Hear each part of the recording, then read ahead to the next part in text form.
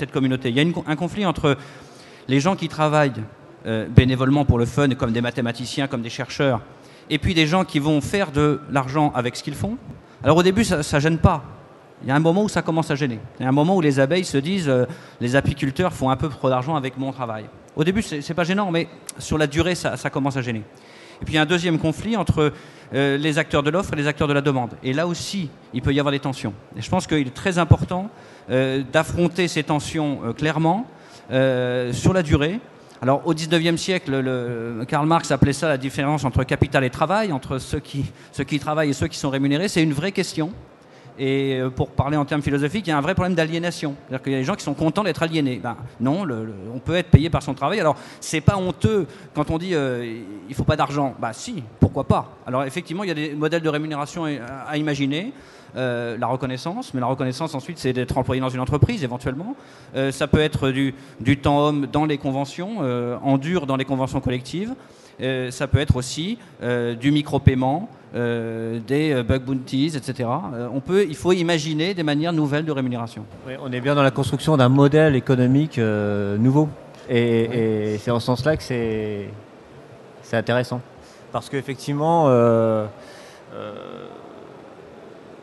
c'est compliqué de concilier effectivement monétisation et création de valeur et création de richesse.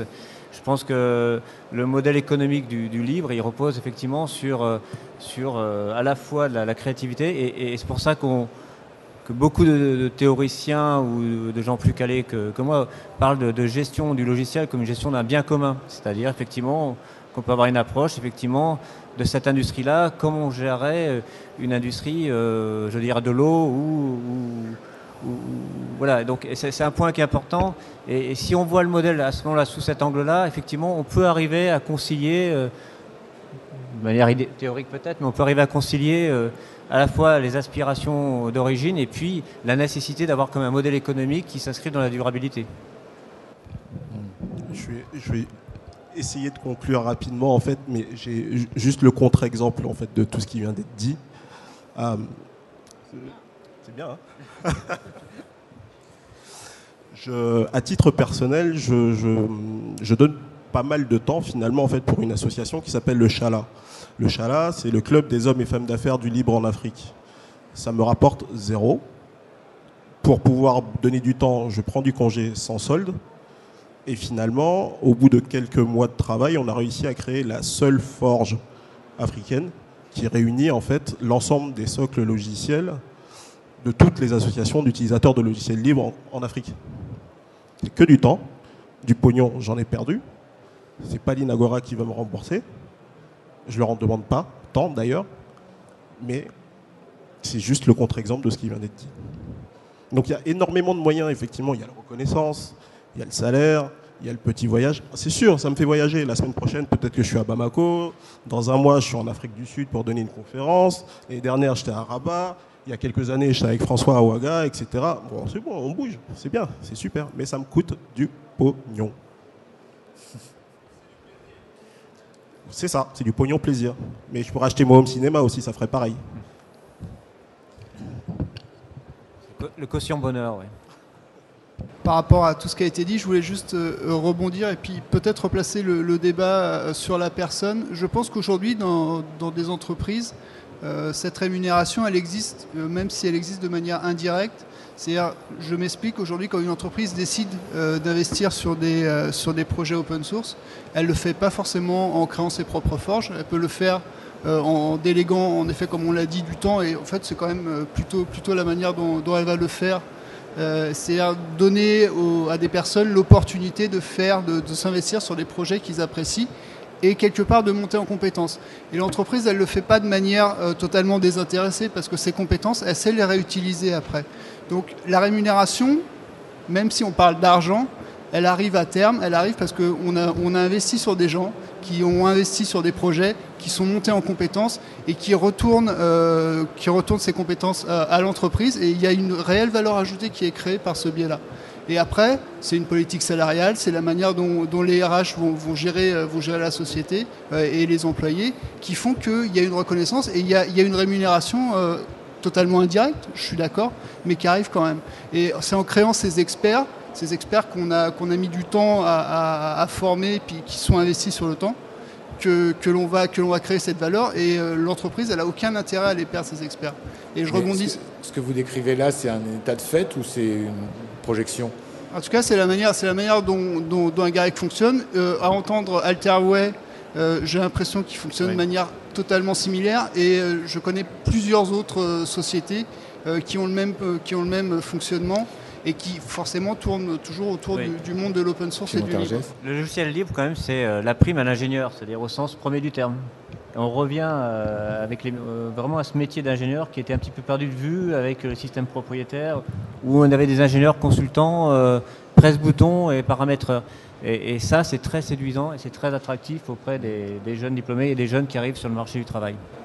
Et d'ailleurs, il y a un aspect de l'étude de PAC que j'ai trouvé amusant. Il semblerait que le logiciel libre, en tout cas la croissance du logiciel libre, favorise un redémarrage du développement spécifique.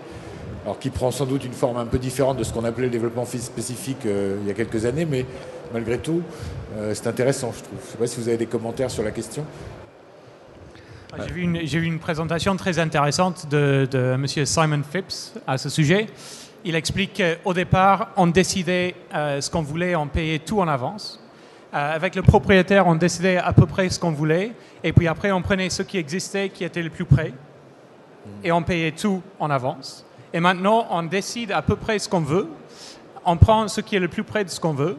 C'est gratuit. Et puis, on paye quand on veut le rendre exactement ce qu'on veut. Donc, on a en gros réduit ce part de spécificité en réutilisant du logiciel libre. Donc, effectivement, je suis d'accord avec toi. C'est le retour des développements spécifiques. D'ailleurs, c'est l'industrie du libre qui est construite au-dessus. Oui, tout à fait. Mais c'est une industrie de service. Oui. Au sens création de valeur intellectuelle, de prestations intellectuelles. C'est clair. Avec ce risque que le code produit beaucoup de services, le service produit très peu de code, parce que si le spécifique revient, il y aura très peu de dépôts. Et je pense que si on continue la liste des modèles possibles, la façon la plus intelligente peut-être sur la durée de travailler, que ce soit pour les prestataires ou pour les clients, ce serait de définir ses besoins en distinguant ce dont j'ai besoin, le générique et le spécifique. J'achèterai les deux, mais je redéposerai le générique. Et tout le monde y aura gagné. Oui. Et je pense qu'il y a un grand acteur qui manque dans cette question de la relance, ce sont les pouvoirs publics. C'est-à-dire que nous sommes sur une question de patrimoine.